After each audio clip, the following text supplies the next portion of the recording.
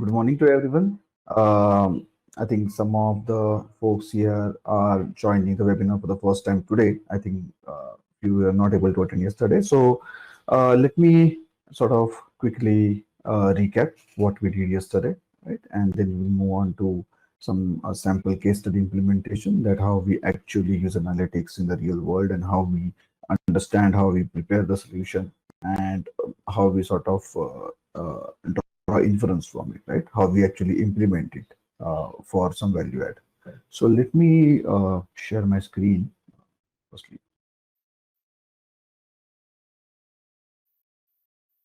Yeah. So as we know that the topic is data science applications in banking and finance sector, right? So first we will sort of quickly recap the analytics process, which we saw yesterday, in terms of how you go about defining the problem, how you develop the solution, how you implement, etc. Right? What are the stages involved? The second, there will be two case studies which we will go through. The one will be based on one of the supervised learning algorithm, and the second will be based on one of the unsupervised learning algorithm. Now, I know that these concepts or these terms would be a little bit difficult to understand at first. And since we have limited time on our hand, the idea is to give you a glimpse of uh, you know uh, what exactly analytics is, which we covered yesterday, and how do we implement it, right? Just an overall picture. Of course, once you start your learning journey in analytics, right, or in data science, each topic or each stage, each concept would require a very detailed study, right? A very detailed learning strategy to fully grasp the concept and the phenomenon, right? So just to quickly recap the analytics process, we start from business understanding, right? That you want to do something, but what exactly is it, that we would like to accomplish? What are the problems? Because unless and until there are problems, the solution is useless, right? So first is, of course, business understanding, which is understanding the pain points, defining the business question. Then we formulate that into a proper problem statement, which has some mathematical sense, which has some relevance with respect to what we are trying to achieve, right? And then we define the scope, constraints, and the success criteria for our solution. The second stage is data understanding. So once you know what to solve, you go about looking for what all data is available, right? Where that data resides, how can I access that data, right? And once you have that access to that data, once you have all the possible data points which are required, the third step is data prep, where you sort of do a lot of data checks, right? In terms of, are there any missing values? Are there any outliers? So outliers are nothing but basically the values which are beyond a normal range for that particular field. So for example, in my customer database, if someone's age is 105, the possibility that this value is wrong is also very high, right? Because you don't generally get a customer with that sort of age, right?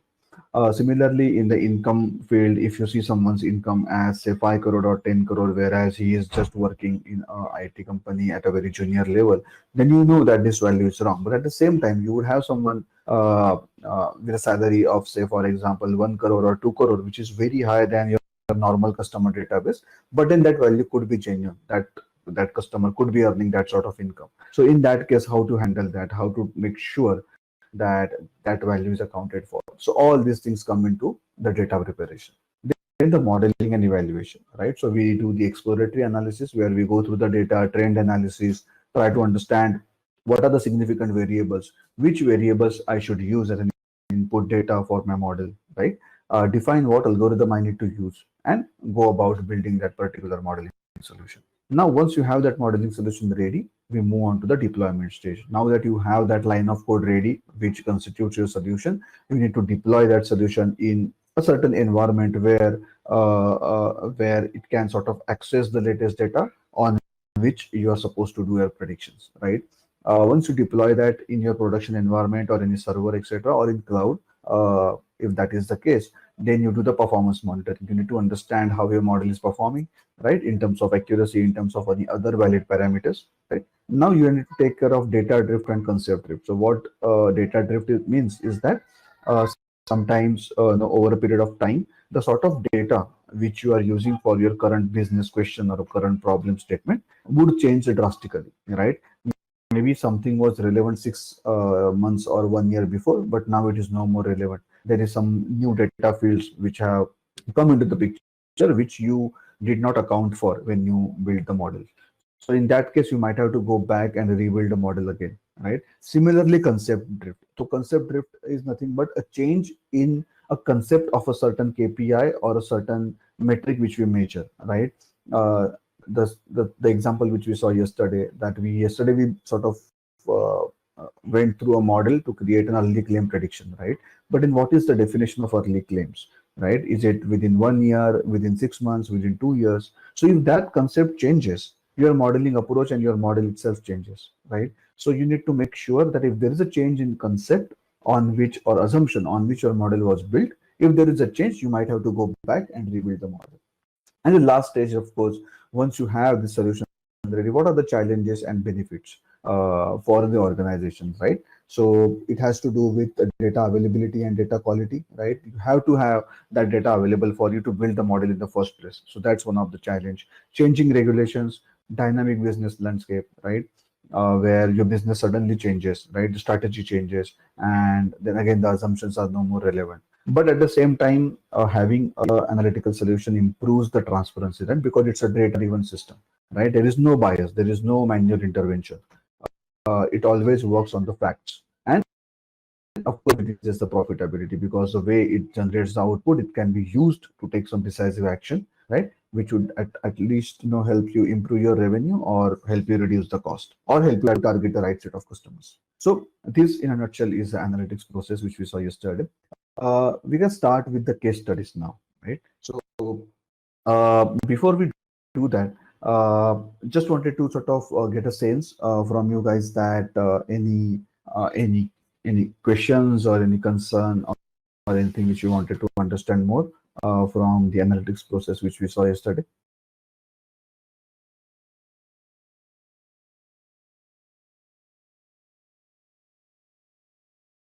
See, and let me reiterate that this is a high level view, right? Each process, each stage. So, for example, take an example of data prep. Now, within that, you see a point which is data check. Now, data check itself is a very vast area, right? There are a lot of things which are generally executed as a part of a data checks in various scenarios, right? So, but at least you should understand what is the end-to-end process and what all things which we need to take care of. Once you get a hang of it, then of course, once you start doing your hands-on, once you start getting deeper into analytics, you would be able to explore each point in more details. But from this bird's eye view, anyone has any concerns, or if anyone haven't still understood a certain stage or what it means? See, there are no right questions and wrong questions, right? It's about this webinar. The whole purpose of this webinar is to make you understand, right? To help you start your analytics journey. So any and every type of question is welcome.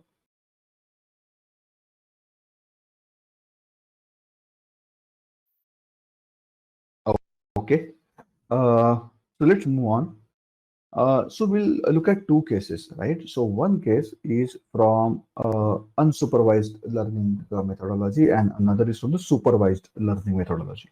Now, what exactly these words mean? What is the difference? I'll quickly share when we go through the case study. Right? So the first case, it's a very interesting case. So basically, what we have the data for around 500 plus banks, right? Now, the data is basis certain attributes. So let me quickly show you what exactly is the context of the case study, right? So we have a transaction details of 515 banks, which include number of DD taken, right? The demand draft taken, number of withdrawals done in that particular bank, number of deposits, area of the branch, how big is the bank area or that branch area, right? And what is the average walking? So average walking is nothing but average number of customers, who walk in to the bank maybe per day, right?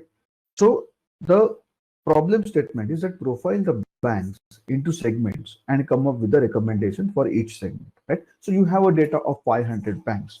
What I need to do, and there are certain attributes, right? So if you look at the summary data or look at the snapshot of the data, you have bank one, two, three. Of course, the real names have not been used. So you have bank one, two, three, four, five, etc. till 550, and you have these attributes for each bank. So I know that for bank one, there are 227 DDs generated. There are average, on an average, 147 withdrawals, say for example, per month or per week, right? There is a number of deposits are 111.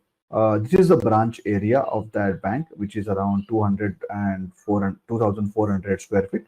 And this is the average daily walk-in. So I see around 639 customers on an average walk into my bank branch on a monthly basis, right? And similarly, you have data for each bank. Now, if you sort of compare this with the case study which we saw yesterday, there is really no output variable, right? There is nothing which we are trying to predict as such.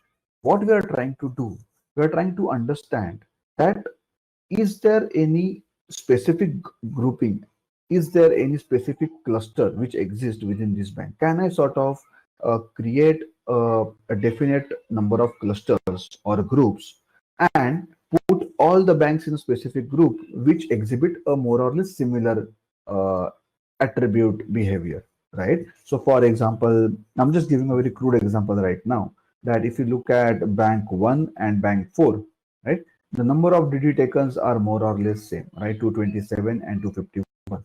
So maybe these two banks could be grouped together in terms of the way they operate, in terms of the way they behave, so to say, right? So grouping of similar objects, right, which exhibits similar behavior is nothing but clustering, right? So this is a clustering analysis problem.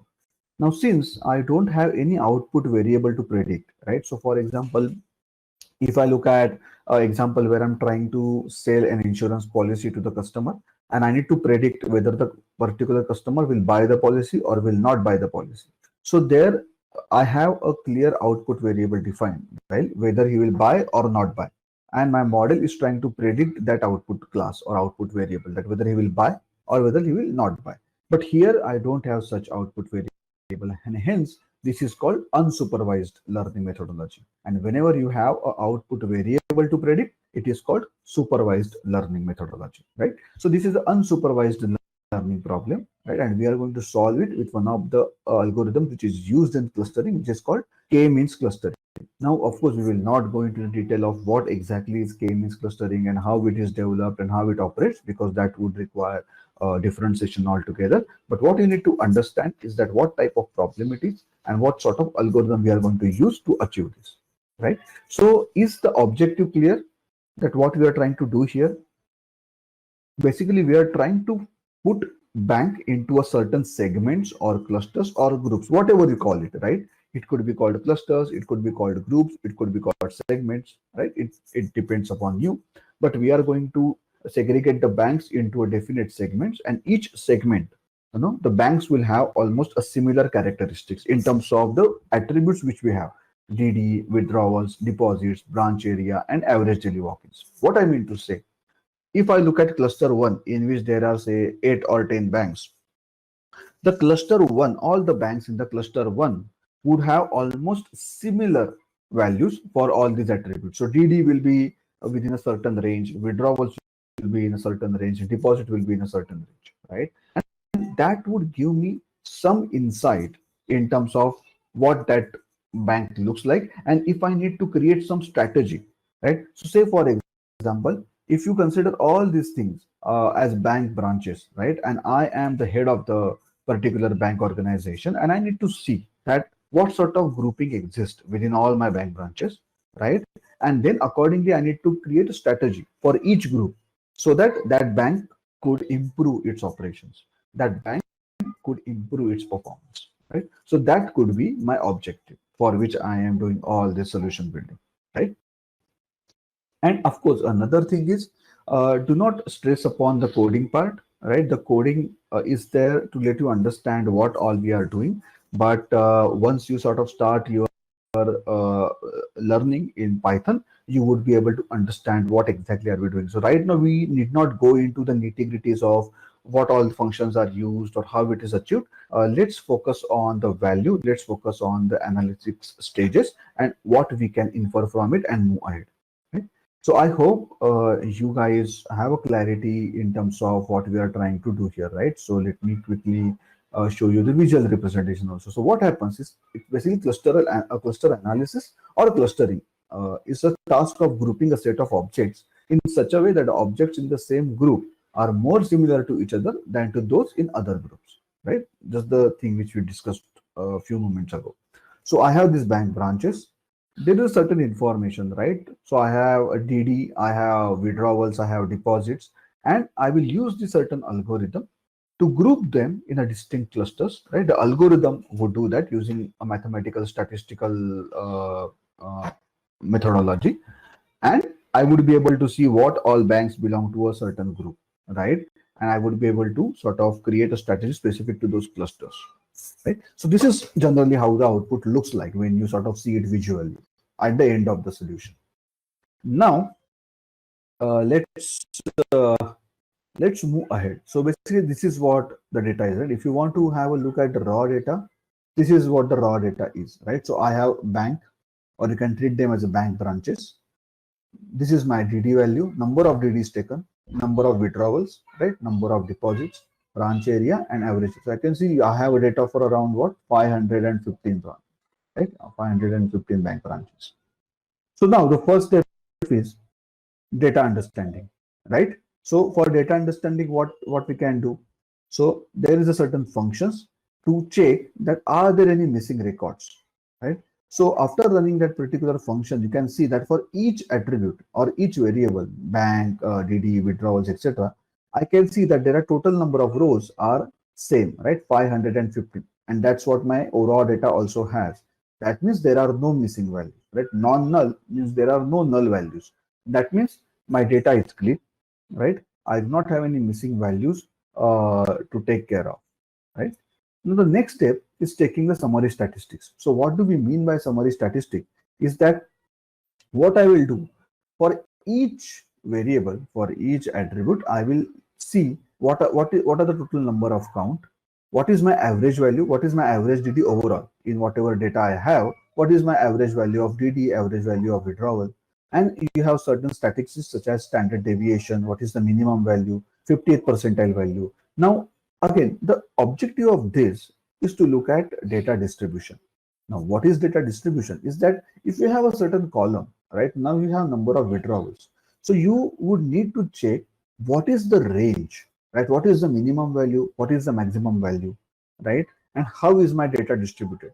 Are there any certain numbers which occur frequently, right? Now, you would be wondering that how is that relevant or how it helps us in analytical solution building. So what happens is any algorithm, right, logistic regression, linear regression, k-means clustering, which we are going to use today, uh, they all are mathematical algorithms. So the way the data is spread, right, the way the data distribution is, have some impact on the way algorithm works, right?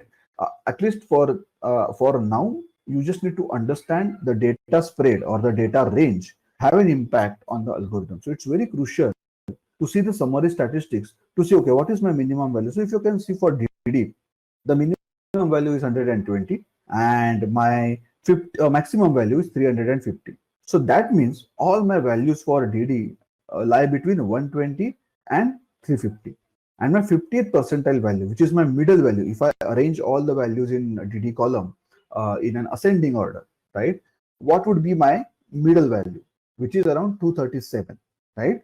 So that tells you that how is the distribution of data, how is the spread of the data. Now, how to analyze that? Then there is a concept called as probability distribution and all those things, and all the statistical concepts. But in summary, you would need to check the data spread to make sure that your algorithm would not be impacted by it, right? So that's a very crucial step. Now, next is of course checking for duplicates. It's pretty obvious, right, that you need to make sure that there are no duplicate rows. So for example, if in my data, right? If in my data, say for example, the record for the bank number 6 has been repeated thrice or 4 times due to some error or issue, then that would not really sort of represent the actual situation, right? So I need to make sure that there are no duplicates, right? So as you can see, there are 0 duplicates, so we can go ahead. Now there is something called as scaling the data. I will not take this up right now because it would need some background in probability and statistics, which of course you would receive once you start your learning journey, right? But there is something called a scaling where we sort of scale the data, all this data into a certain range, right? Because that way your algorithm is able to perform efficiently without any biases. The next step is actually creating the clusters or actually creating the groups. So in K-means, what happens is that you have to define the clusters. You have to define how many groups you would want to create, right? Now you would ask that, okay, I have this data, and you have asked me to segment the banks into certain groups or clusters. How would I know that how many clusters to form? But I don't know. It could be 2, 3, 4, 5. So, and it will always be a little bit challenge when you work in an industry, that when you sort of try to create a segmentation solution, how many clusters to form. But one, of course, the one of the options is that do a trial and error, right? Start with creating 2, then create for 3 clusters, 4 clusters, and see which works best, right? And the second approach is, of course, there are some mathematical methodologies available which tells you that how many clusters you should form with your data, right? So now in this case, we have just started randomly with k is equal to 2. So k is nothing but a number of clusters or number of groups I want to form within this data, right? So say for example, I start with 2. I run the algorithm. Right? And this is my output, right? Now, how to actually sort of make sense of this output is that for each row in my data, right? For each row belongs to a particular bank. So for each row, this algorithm defines which cluster this bank should belong to. Now, since we have defined k is equal to 2, there are only 2 clusters, right? Which is 0 and 1, right? They are named 0 and 1, right? So here, what the algorithm has done for each row, so this each value corresponds to each row in the data, and this defines the cluster that row belongs to as per my algorithm. So row number 1, that is bank 1, right? This is bank 1. It belongs to cluster 0. The second bank belongs to cluster 1. Third is to 0. Fourth is to 1, so on and so forth. So what the algorithm did, it sort of segmented all the banks into 2 clusters basis the values for the attributes which we are using to cluster them, number of DDs, number of withdrawals, etc. Now there are some assessment methods available, such as WSS, etc., which tells you that are your clusters strong enough, right? Basically, if I create 2 groups, but are 2 groups really homogeneous? So by homogeneous, I mean, do I really see a similar characteristics in a group, say a cluster 0, within cluster 0 for all banks, and a similar characteristic for all banks within cluster 1, right? And if that is not the case, you might have to iterate the solution for different number of clusters. So what we have done here, as I mentioned, it's a trial and error method. So you can start with just one group, which is essentially nothing but the entire data into one group, which doesn't make sense, right? You can try with 3 clusters, 4 clusters, 5 or 6 clusters, and you can see what is the error or how good are those clusters, right? There is a certain method which we use for that. And by doing this analysis, right? By doing this analysis, we came at a conclusion that 4 clusters are the optimal number of groups or optimal number of segments we can form to make sense of this data, right? So as you can see here, there are certain methods, something like something called as inertia, which gets calculated. There is a certain graph which we plot to understand that how many number of clusters we should go ahead with, right? So ultimately we arrived at a conclusion that k is equal to 4. That means 4 number of clusters is the optimal number of clusters in which each cluster will have banks with a similar characteristics, more or less similar characteristics. So that I can look at one cluster and all the banks will have a similar attributes, more or less similar attributes, and I can take some focused strategic decision for that, right? So now let's go ahead with k is equal to 4, right? Here your algorithm is run. It basically defines or it calculates the cluster number for each row, right? And if you look at the data now, so now what has happened is that for each row we have calculated the cluster, right? So the row number 1, which is bank number 1, with this sort of attribute belongs to cluster 0. Bank number 2 belongs to cluster 2. Bank number 3 belongs to cluster 0. Bank number 4 belongs to cluster 3, and so on and so forth. So now there are 4 clusters: 0, 1, 2, 3. And each cluster has these many banks, right? So cluster 0, there are 129 banks, which the algorithm feels that have more or less similar characteristic in terms of these attributes: the number of DDs withdrawn, number of withdrawals, number of deposits, etc. The cluster 1 has 149 banks, the cluster 2 97, and cluster 3 104, right? So now you can see the summary data where I can see that for each cluster, right, for each cluster or each group, what is the average value for each attribute. So for cluster 0, what is the average DD? So for example, in cluster 0, we saw that there are 129 banks. So what is the average value of DD for those 129 banks, right? So the average value of DDs taken, number of DDs taken, is 279 for cluster 0. Similarly, average number of withdrawals is 192, average number of deposits is 89, so on and so forth. And you will calculate this for each cluster. Okay? Now, this gives you some insight, right? This gives an insight in terms of how distinct each cluster is from another cluster in terms of the values, right? And that can give you some idea or assuming certain things in terms of what kind of bank branches those are, right? And then you can sort of take some strategic decision to improve the bank's performance. How? Let's see below, right? So basically, you can see cluster 0. If you see, uh, if you look at the average square foot area, all the banks belonging to cluster 0 is 2,500, which is the least of all the clusters, right? It is least of all. That means what? That all the banks or all the bank branches which belong to cluster 0 are probably small size banks, right? Because the average square foot area is the least of all the clusters. So maybe all the banks in cluster 0 are small size banks with less deposit, because the average value is somewhere around 90, which is not the highest, but highest walk-ins and withdrawals, right? Because if you look at average daily walk-in, 693 is the highest of all, right? And the walk-ins, if you is highest of within all the clusters, right? Even if you look at withdrawals, 192 is almost almost the highest, right? So that means these are the small size banks. The area is lesser, but still the walk-ins are high, withdrawals are high, right? Now cluster 1 are more of a medium size banks, right? With less walk-ins, 580, average around 580. Deposits are also less, 73, which is almost the lowest one, but it has a decent number of, or even the highest number of withdrawals. Similarly, for cluster 2 and cluster 3, you can define. So if you look at cluster 3, the average area is the highest, 3,100 square feet, right? The highest among all the clusters. So it's a large size banks. More number of walk-ins, almost 600 plus.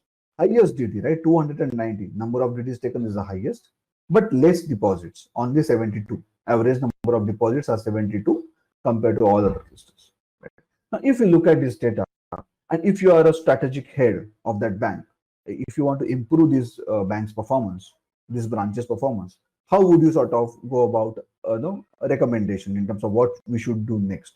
So say, for example, if you look at banks in cluster 3, right, it has highest number of DDs and withdrawals also on a good, there are high withdrawals, but the deposits are less, right? What does that mean? That people tend to withdraw more money, right? They come to bank for withdrawing money, but they very rarely deposit. And what is in bank's interest? That how does bank make profits, or how does bank improve profitability? By generating more deposits, right? The more money people deposit into a bank, more interest banks can earn by disbursing loans, or by investing that money somewhere else, and that's how bank make profits. So the banks belonging to cluster 3, they have to improve the number of deposits, right? So, and at the same time, if you see, the average walk-ins are high. There are 600 average walk-ins, but still deposits are less, right? That means you have to promote more deposits to your customer. Maybe you have to run, you can sort of create a scheme where you can sort of offer a little bit more interest than the other banks, right? Or if you can offer some value added services, or you can offer a credit card, and you can tell your customer that, okay, you can get this credit card for free, but you have to maintain a certain balance in your bank account. So you have to do this much value of deposits every month, or something like that. So that could be one of the strategies, right? Now let's look at some other recommendations. So say for example, if you look at cluster one, the deposits, if you look at deposits, it's again on the lowest side, right? It's on the lowest side. So again, these banks can also follow the same strategy as cluster three, right? They can sort of try to promote more deposits from their customer. Now, if you look at, say for example, in terms of the size of the banks and walk-ins, right now, generally, what would be our assumption? Our assumption would be that if the bank is a small-sized bank, the average number of customer visiting the banks will be less, because then it will get crowded, right? And if the bank is a large sized bank, we can expect more walk-ins. But if you look at the data, well, these are the facts, right? What you were thinking about was your intuition, but this is the fact.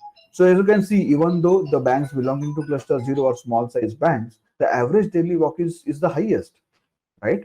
So what that means, the size of the bank doesn't matter with respect to the with respect to attracting customers to the bank, right? So that is assumption. If you had a traditional assumption that if I want to create, if I want to establish a new branch, and if I want to expect, if I'm expecting more walk-ins, I should have a big, large sized branch, right? So that is no more relevant as per the data. So these are some quality insights which you can gain, right? So this is how a typical clustering project is run, right? You have the data, you do the exploratory data analysis and all the data checks, you go with the appropriate algorithm. The K means clustering or unsupervised type of algorithm. In this particular case, you see what is the optimal number of groupings, you group the data into those groupings, you look at the average values for each attribute, and you can sort of create a strategy recommendation basis that. Now, these are the actual recommendations. These are the tangible recommendations which would be acted upon. And this was possible due to our clustering solution, right? So that's how a typical analytics case study is executed and implemented, right? Any question, any doubt, any query?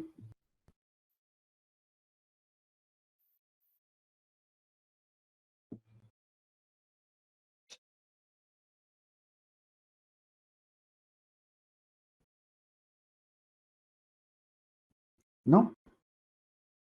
Okay, if you sort of feel hesitant to speak out, you can put your queries in Q&A, and we would be more than glad to answer those queries. So that's not an issue. Yeah.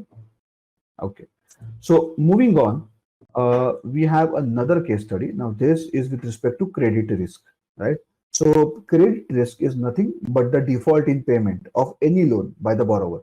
What now, this is a more of a banking language, but if you sort of, if you want to explain it in a layman's term, so whenever you apply for a loan, whenever you take a loan from a bank, right? Say for example, if you want to buy a new car, or if you want to buy a new house, and you take a home loan or an auto loan from bank, and then for some reason you are not able to repay it, right? Maybe you lost your job, or maybe you had a very bad investment experience, and somehow you are not able to repay that loan. In that case, it's considered as a default, right? Because bank loses out on the money. So from bank's perspective, it's a credit risk. So bank analyzes the credit risk for each loan. What it means is that before approving your loan, before disbursing your loan, it tries to understand how risky is this customer. What sort of risk this customer brings in with respect to repaying the loan. Shall I give this customer a loan which he is asking for, right? Or shall I not? So that is nothing but a credit risk. So here, let's look at the objective. So what is the objective? Is that company wants to automate the loan eligibility process, right? Real-time loan eligibility process based on the customer detail provided while filling the online application form. So, for example, you go on the portal of say HDFC or Axis Bank or any other bank, right? And you click on apply for loan, and then it gives you a form which you need to fill up. That form will have a certain information to be filled up, and that information is nothing but the input data for my model, right? So you fill in your age, your occupation, income, marriage status. They would ask that whether you have any other existing loan or not, and certain other details. So you have to fill those dates up, right? Now, once you fill those once you fill those sort of information, what would happen is that on the backend, my model will get executed, and it will tell me what sort of credit risk this customer possesses, whether this person is a credit risk or not a credit risk, right? So basically, in a nutshell, shall I approve his loan status or shall I not approve his loan status, right? So if my model tells me that if my model feels that the risk with this customer is very low, the output which I get will be Y or yes, which is nothing but a loan status or loan approved. And if it feels that the risk of the customer is high, the output will be N or no. Right? Now, how do we build a model? As we saw yesterday, we build the model on the existing data, right? So I already have some data with me for the last 2 years, 3 years, 5 years, where I have given the loan, right? Where I have given the loan to the people, and where I know for whom I have approved the loan status and for whom I have not approved the loan status, right? So I have the data of customers who have applied for loan for the last 1 year, 2 years, or 3 years, and I know the status of the loan approved, whether it was approved or not approved. So I'll use the same data. This data will be used by my model to learn about the customer behavior, to learn about what sort of customer no, I approved the loan for and what sort of customer I did not approve the loan for. And accordingly, for any any future request from any customer, it would sort of use this intelligence to predict whether we should approve the loan status for this customer or whether we should not approve the loan status for that customer, right? So again, if you look at the data, if you want to look at the raw data, this is the raw data, right? So this is the historical data which I have as a bank, that these are the loan IDs, and this is the information of the customer which applied for the loan, and I have an output variable here, right, which is loan status. So one means that I had approved the loan status for this person because I had felt this person is a low risk person, and for this I had not approved or I rejected the loan status because somehow I felt that this person is a high risk person. So you can see I have certain information on customer level, gender, marriage status, dependents, education, whether he's self-employed or salaried. So you know that if a certain person is a salaried person, no, there is a high probability that that person will repay the loan in time, because then there is a guarantee or there is a certainty in terms of a monthly income. But someone has a business right now during this pandemic, a lot of people lost their business, and their business was their livelihood. So someone like that would have taken the loan before pandemic, he would have been a deep trouble, right? Because he won't be able to pay those EMIs because he's not generating any income, right? So applicant income, what is the applicant income? What is the co-applicant income, right? Loan amount, what was the amount he asked for? What was the term of the loan amount? And whether I have his credit history or not. So what do we mean by credit history is that if that person had taken any sort of loan, any other loan in past, whether I have that information available with me or not, right? So for example, that this person is currently applying for a home loan, and in the past he had taken a personal loan, for whatever urgency he or she had. And if I have that data, the credit history column will have value as 1 because I have that data. If for someone I do not have the credit history available, then the value will be 0. So how this variable is important in this scenario is that if I have the history, if I have the credit history available for certain someone, I would have much more visibility in terms of how that person is with respect to the risk, right? Because I would know whether he repaid that loan or did not repay that loan. If I do not have the history available, I wouldn't know that has this person taken any kind of loan in the past, was he able to repay the EMIs for that loan, etc. Right? So this is again a very important input variable for our solution. property area, right, and the loan status. So if you can see here, generally, whenever you're working with data, you would have all the information available in terms of what is the context. You have to define the objective. Now, once we do that, you can just have a look at the data, right? Now, let's first see how many number of rows. There are 614 rows and there are 13 columns available, right? Now, we would remove some of the columns which are not relevant from our modeling perspective. So loan ID. Now, loan ID doesn't add any informational value, right? It doesn't add any value to the modeling algorithm. So we'll remove the loan ID column, right? And let's look at this particular column. So say, for example, loan amount term. How many months the term is for that particular loan status or the loan application, right? So if you look at that, almost 85% of the loan applications are for 360 months, right? That is almost around 30 years. Because since all of these are for home loans, you know that the tenure of the home loan typically runs for 20 or 30 years, right? So as you can see, most of the data for most of the loan application, almost 85% are for 360 months. Maybe you can actually drop that column as well, because if that value is more or less similar for all the customers, that column will not add any value to my modeling equation.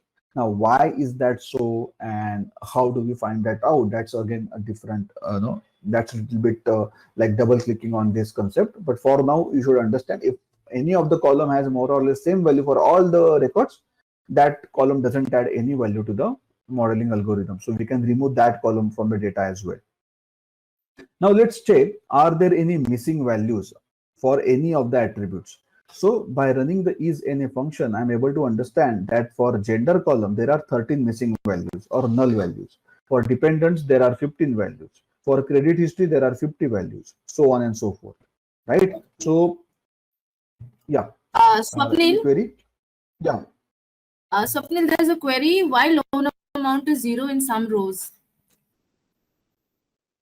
Yeah, so that's where we sort of do our data checks, right? So what was the question? Why the loan amount term is 0 for some of the rows, is it? Yeah, 0 in some rows. Yeah. Loan amount term or loan amount? It's loan amount. Okay. So see, that's what I was referring to when I said you have to do a proper data check, right? Now, this was a very good catch. See, for this particular application, now this was supposed to be for a loan application, and you see loan amount as 0. It doesn't make any sense, right? So this will get captured as part of a data check. You see that there is a 0, that it doesn't make sense, right? Either that customer forgot to fill in the value, or this value was captured in a wrong way. So in that case, generally what we do, very first step would be to go back to the source from where this data was extracted, right? So maybe this is from an online portal, so there would be certain backend database for that online portal where this data gets stored. So you may contact that team, and you can ask them to check the data for this particular loan ID, right? And if you find that there the correct amount is mentioned, but in your data the amount is not getting reflected, you can make those changes. Now, what if even in the backend, if you see that it is sort of entered as 0, that means there was an error, or there was some issue in terms of capturing the correct data. So then there are two ways. One, if on your online portal, if you go on a Policy Bazaar or a Bank Bazaar or any other site, always before proceeding with the loan application, the website asks for your mobile number and email ID, right? And that gets captured. Now, we have not shown that here because it's a personal information which we cannot share with anyone else. But then that information will be available with your team. So you can call back for that customer who applied for this particular loan, and you can ask them that, sir, sorry for the inconvenience, but somehow the amount is showing as 0 in our database. So can you just let us know what sort of loan are you looking out for? That's one way. Second could be that customer itself is a spam customer, right? So a lot of times you see that people go on the internet, sign up for some random reason, they sort of do it for no other reason, or maybe any other ulterior motive, I don't know. So maybe this was that sort of scenario. So in that case, you can remove this record, right? So, and again, as I mentioned earlier also, that all this exercise, right? All the data preparation, data checks, missing value, outlier, if there is an incorrect value, all these decisions are not taken in silos. You alone won't be responsible, or you alone won't be able to take this decision as a data scientist. You have to consult with your business team. As I mentioned, you have to go back to your teams, make sure that this data is indeed what it is reflecting here. And if that is the case, shall I remove this record, or shall I not remove this record? It will be a back and forth discussion between you and your business stakeholder. If they are comfortable with removing this record from the further analysis, you can remove the record and go ahead with your analysis. But if they say, okay, it doesn't matter because all this other information is important for me, maybe this was not captured correctly, but the loan status was captured correctly, so go ahead, create your analysis, just forget about this value.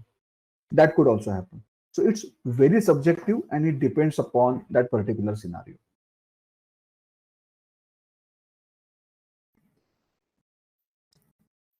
Hope I was able to answer, Mary. Mohammed Ali, you can talk now. Oh, I think he's logged out. Okay.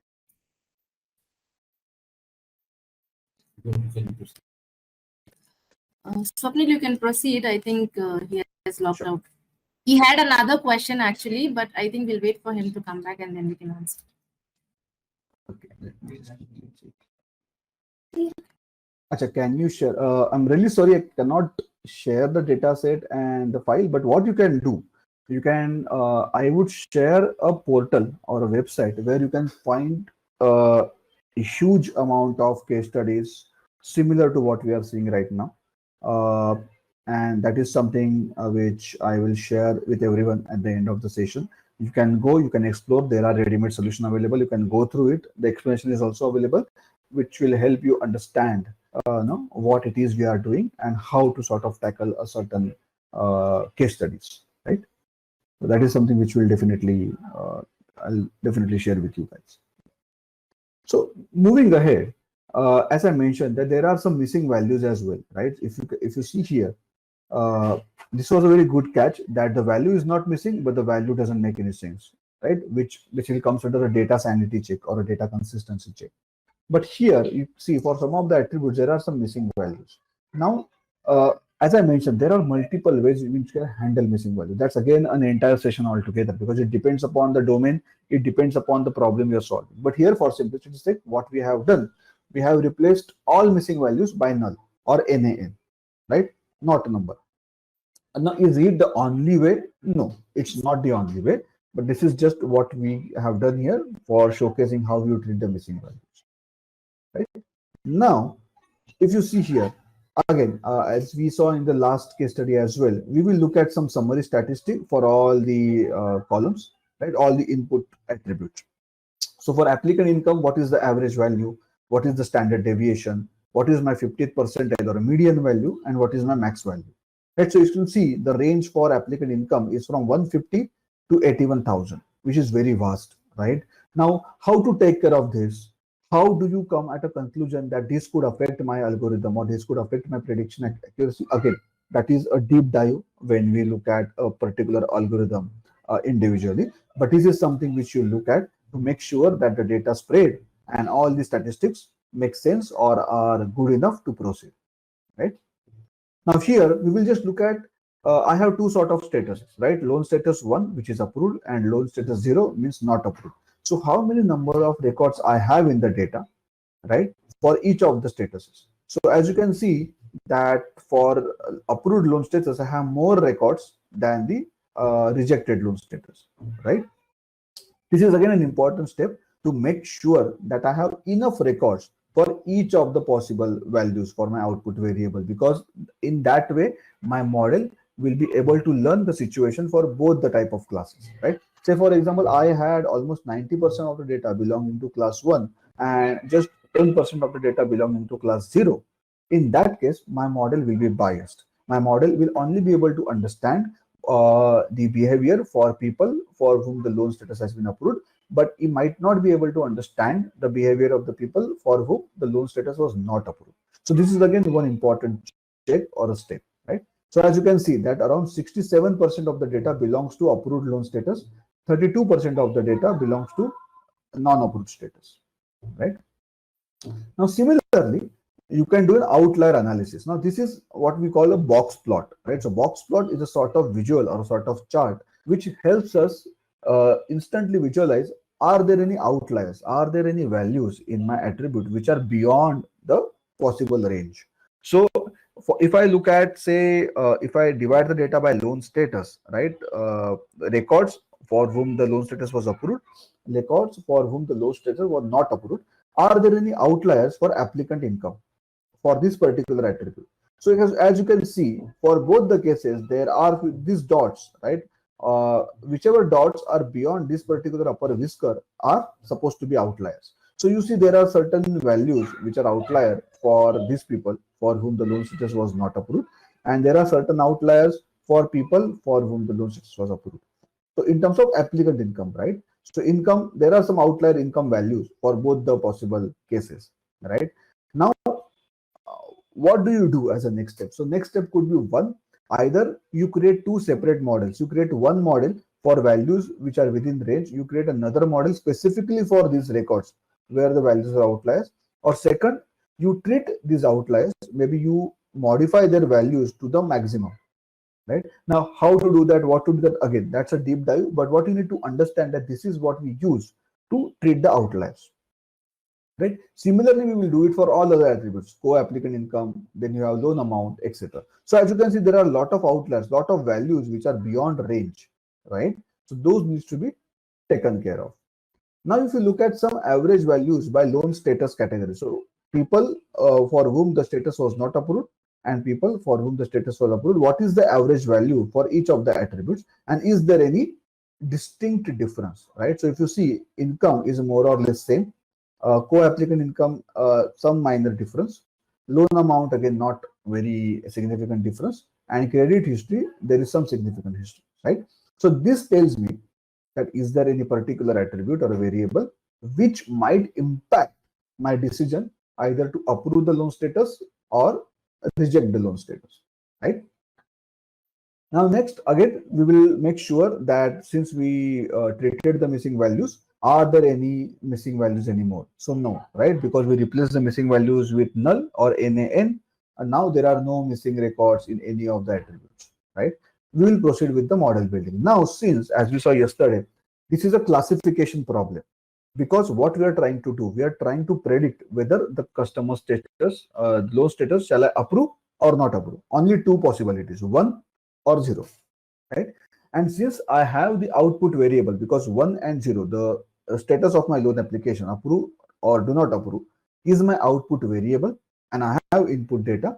This is a supervised learning methodology or supervised learning algorithm problem. Now, there are a lot of algorithms which helps us solve this sort of classification problem, because we are classifying each customer into either approved status or not approved status, right? So here we are going to use something called as logistic regression. Now, before that, let me tell you how is actually model built. Let me show you the visual representation quickly. Okay. So what happens is that this is the data. This is the data you are working with. What do we mean by feature engineering is nothing but what we did with the data, right?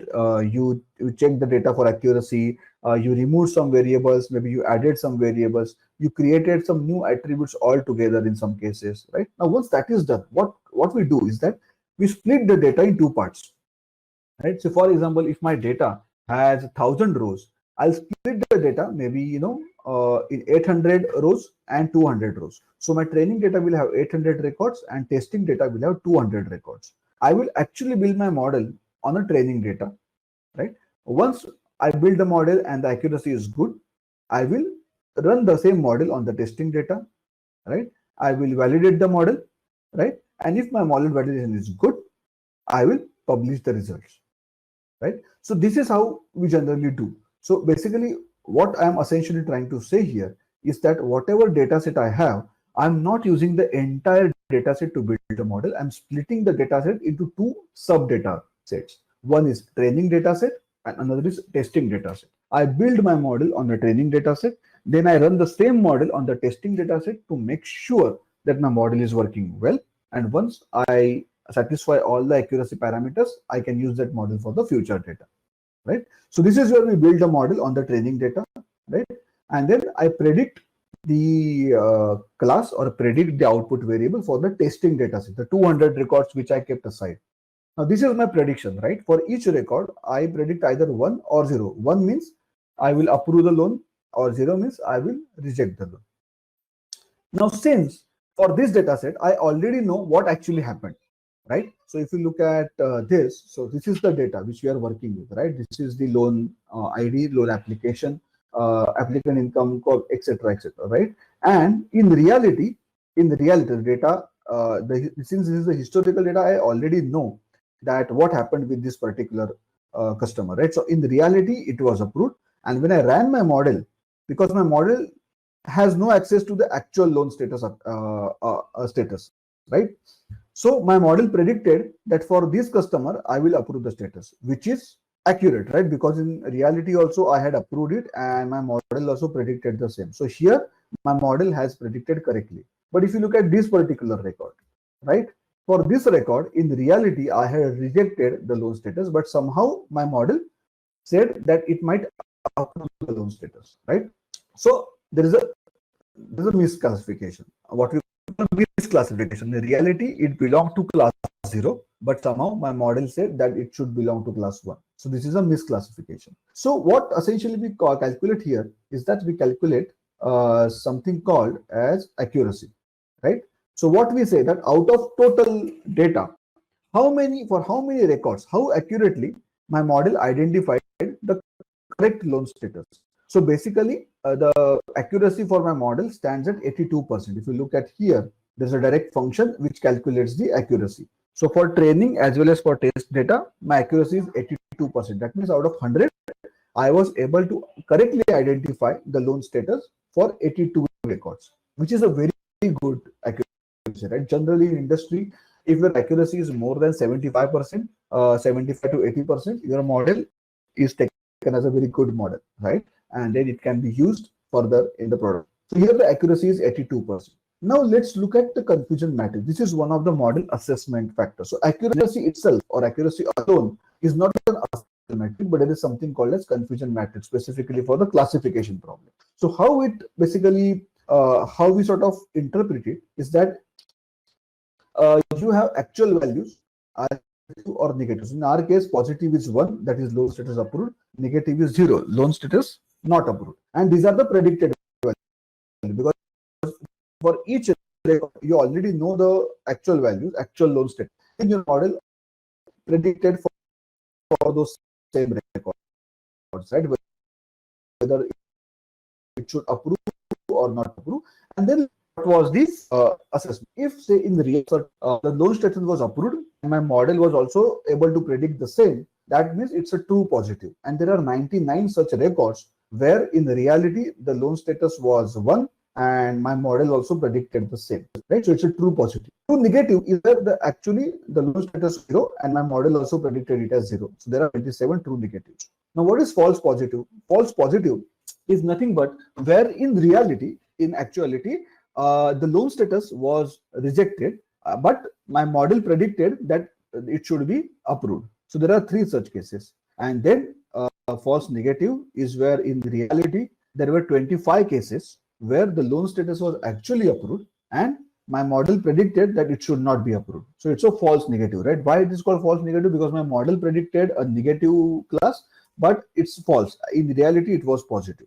So it gives me a flexibility to calculate much more much more deeper assessment metrics, which are called recall and precision. So what recall is basically true positive divided by true positive plus false negative. What it essentially gives me, so see, this is different than accuracy, right? The recall percentage is 79.8%. What it means that out of the total actual positive loan status, these are the total actual positive loan status, right? For actual values, this is the total positive loan status. How many were correctly predicted? So out of this total positive statuses, how many were correctly predicted? So that's my recall, which is 80%. And the precision is basically true positive divided by true positive plus false positive. What it gives me is that out of total predicted positive loan status, how many were actually positive, right? So this concept is a little bit complicated. It would require a certain prerequisite in terms of understanding. But what I'm trying to show you, that accuracy is not the only metric which is used to assess the model. There is something called as recall, there is something called as precision, and in this case, mostly I would use recall as an assessment metric to see how good my model is. So as you can see, recall is actually lesser than accuracy, right? So I might use some other algorithm to see if I can improve the recall percentage, right? So that's how you go about assessing the model. And of course, ROC curve, this is a little bit irrelevant for now, but basically you can end your solution here if your recall, accuracy, precisions are good, right?